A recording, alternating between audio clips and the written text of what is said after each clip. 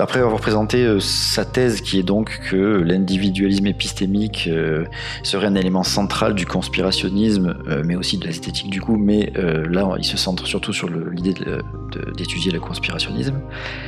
Il enchaîne en fait avec des penseurs, donc Pigden et Caudy, qui sont, alors je ne sais pas si ce sont tous les deux philosophes, mais il me semble que oui, qui s'intéressent à ces questions et qui sont plutôt, on va dire, pro-complotistes, qui vont considérer que le complotisme n'est pas un problème et voire même que le complotisme est plutôt quelque chose de bénéfique. Donc ils développent les trois points principaux en fait qui sont défendus par ces personnages. Donc je vais lire le premier. Donc le premier, c'est si les gens croyaient davantage à des théories du complot, cela ne serait nullement inquiétant car il n'y a rien de problématique à y croire. Petit 2. Mais par ailleurs, il faut que les gens croient de plus en plus aux théories du complot. Petit 3. Et ce qui est inquiétant au contraire, c'est que les gens détectent de moins en moins les complots réels que trament les puissants, car les gens ne seraient plus assez conspirationnistes, ce qui fait qu'ils tombent dans l'irrationalité inverse que Caudy appelle théorie de la coïncidence. Oui, alors je pense qu'il faut mettre un gros warning au tout début sur ce qui est dit là, parce que comme il le dit juste à la page précédente, il dit « Aucun philosophe ne défend bien sûr qu'il est rationnel de croire au complot reptilien ou d'être négationniste à propos de la Shoah. » Donc il faut quand même, c'est pas du tout le propos des deux philosophes, c'est pas de dire effectivement Barack Obama c'est un reptilien, etc. c'est pas le propos. Par contre, la critique qu'ils font, qui vient un peu heurter, qui prend un peu le bon sens à contre-pied, c'est en fait de dire qu'il n'y a pas quelque chose d'intrinsèquement irrationnel aux théories du complot. Et par là, ce qu'ils veulent dire, c'est que, et c'est là où ils arrivent plus loin dans l'article, c'est qu'il y a un souci quant à la définition même de ce que c'est qu'une théorie du complot. On a tous en tête de très nombreux exemples sur ah mais ça c'est une théorie du complot, ça c'est voilà, etc. On a plein d'idées, que ce soit les attentats du 11 septembre, etc.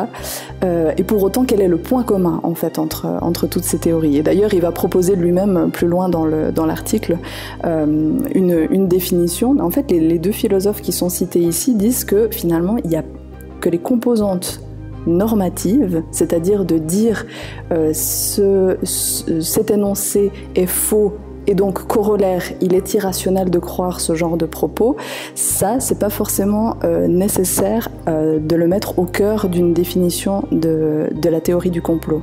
Je sais pas si je suis suffisamment claire. Je pense que ce qu'il faut préciser, donc tu l'as dit, mais je vais repréciser un petit peu plus, c'est que le fait qu'il soit difficile en fait de trouver des points communs dans chaque théorie du complot, vu qu'elles vont de la plus irrationnelle possible à quelque chose de plus crédible, ça devient compliqué. Pour eux, c'est impossible déjà de trouver un point commun à tout ça, qui soit suffisamment répandu à tout ça.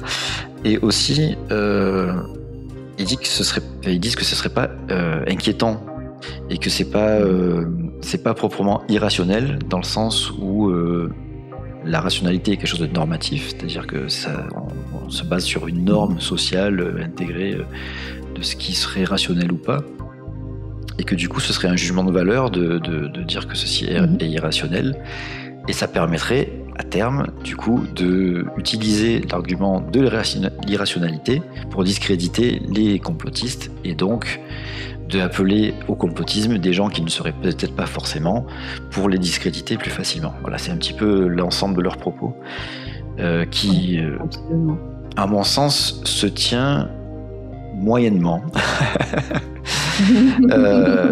Parce que ça donne un peu l'impression que ça nie le fait qu'il puisse y avoir des problèmes liés à ces théories-là, en fait. Exact. Oui, tout à fait. Oui, je suis d'accord avec toi.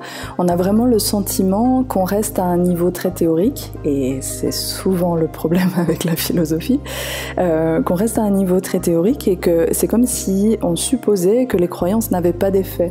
Or, les données empiriques montrent que l'adhésion à des théories du complot peuvent avoir des effets néfastes sur la santé, notamment par exemple sur un choix de vaccination ou pas, mais sur la participation démocratique, etc.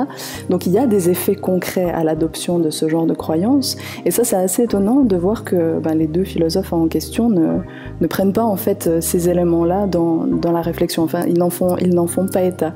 Et quand ils disent qu'il n'y a finalement rien de mal à l'adoption de théories du complot et qu'au contraire, il faudrait voir presque plus de complots, enfin il faudrait s'exercer à identifier quelque part les complots plutôt que d'être passif. On est encore de nouveau dans cette rhétorique de ne pas être un mouton, d'être actif dans le processus. Cette idée d'être actif me semble tout à fait pertinente, mais pour autant, est-ce qu'il faut prôner plus de recherche de complots ou est-ce qu'il faut prôner peut-être plus de scepticisme ou de processus de vérification, en somme peut-être plus d'esprit critique? Ça me semblerait quand même bien plus judicieux.